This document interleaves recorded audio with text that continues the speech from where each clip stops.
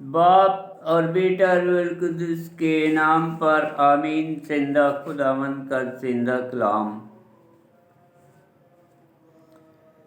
बामुताबिक मुकद्दस मत्ती की अंजील उसका 15 बाब। फरीसी और रवायात। तब यरूशलेम से फरीसी और फकीहों ने यीशु के पास आकर कहा, तेरे शागिर्द बुजुर्गों की रवायत क्यों अधूल करते हैं? क्योंकि वो रोटी खाते वक्त हाथ नहीं धोते। पर उसने उनसे जवाब में कहा कि फिर तुम क्यों अपनी रवायत के सबब से खुदा का हुक्म अधूल करते हो? क्योंकि खुदा ने कहा है कि तू अपने बाप और अपनी माँ की इज्जत कर, और जो कोई बाप या माँ को बुरा कहे वो जरूर मारा जाए। बरअक्स इसके कि तुम कहते हो कि जो कोई बाप या माँ से कहे कि मेरी जिस चीज़ से तुझे फायदा पहुँच सकता है वो नज़र है, तो वो अपने बाप या अपनी माँ की इज्जत ना करे। पास तुमने अपनी रिवायत के सबब से खुदा के हुक्म को बातिल कर दिया। ऐ रियाकारो, यशायाह ने क्या खूब तुम्हारे हक में नबूवत की कि ये कौम होठों से तो मेरी तौकीर करती है, मगर इनका दिल मुझसे दूर है। पास ये बेफायदा मेरी परस्तश करते हैं, क्योंकि आदमियों के अहकाम की तालीम सिखाते हैं।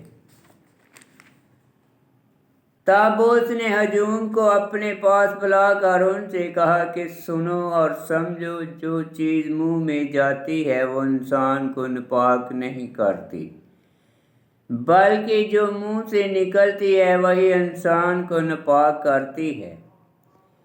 तब शागिर्दों ने पास आकर उससे कहा, क्या तू जानता है कि फरीसियों ने ये बात सुनकर ठोकर खाई?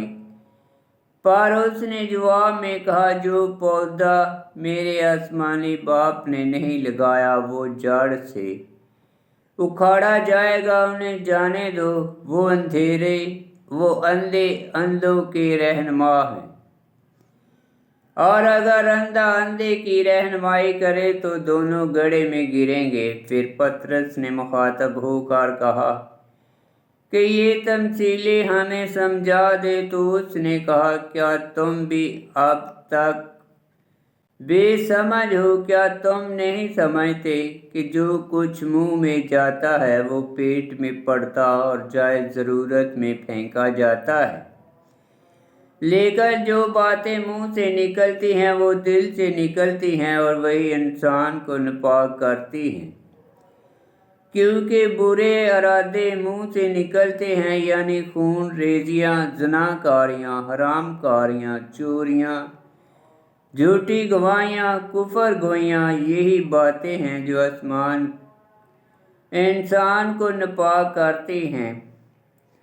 मगर बगैर हाथ धोए खाना इंसान को नापाक नहीं करता। कनानी औरत। और यीशु वहां से रवाना होकर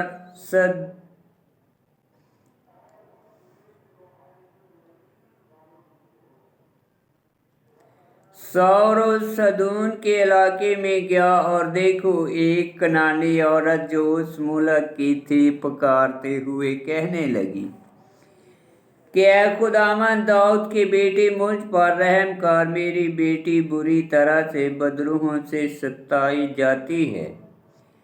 मगर उसने उसे कुछ जवाब ना दिया। तब उसके शागिर्दों ने पास आकर उसकी मिन्नत की और कहा कि उसे रुखसत कर, क्योंकि वो हमारे पीछे चलाती है।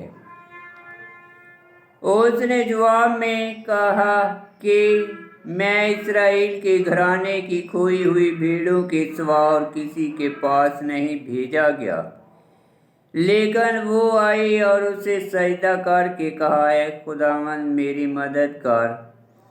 उसने जवाब में कहा कि बच्चों की रोटी लेकर पिल्लों को डाल देनी मुनासिब नहीं। तो उसने कहा, सच है खुदावंद, क्योंकि पिल्ले भी उन टुकड़ों से खाते हैं जो उनके मालकों की मेज से गिरते हैं।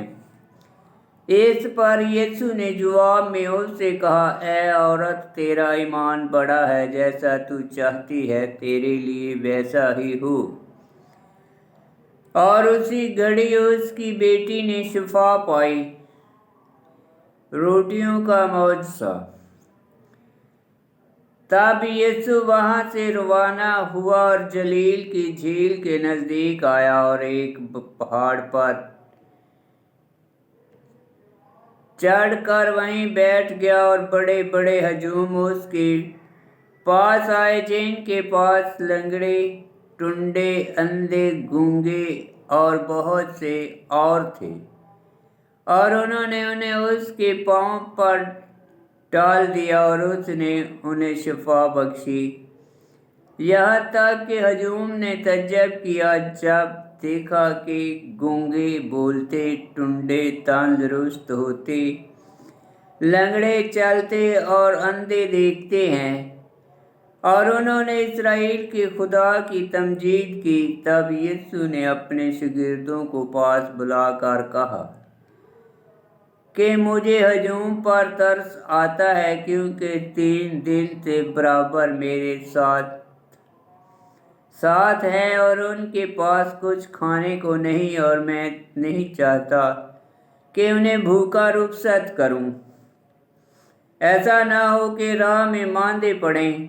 और शागिर्दों ने उससे कहा कि बियाबान में हम इतनी रोटियां कहाँ से लाएं कि ऐसे बड़े हजूम को सैर करें।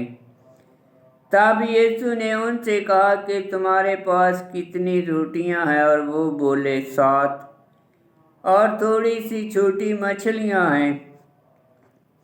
तब उसने हजूम को जमीन पर बैठने का हुक्म दिया और उन 7 रोटियों और मछलियों को लेकर शुक्र किया और तोड़ तोड़ कर शागिर्दों को देता गया।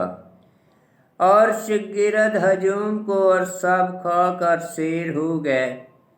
और उन्होंने बचे हुए टुकड़ों से 12 भरे हुए 7 टोकरे उठाए, और औरतों और बच्चों के अलावा खाने वाले तकरीबन 4000 मर्द थे।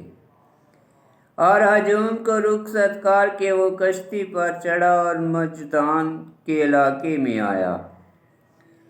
आमीन। खुदावंद का पाक कलाम का पढ़ा और सुना जाना बाइस बरकत हो। खुदावंद तेरा शुक्र हो। आमीन।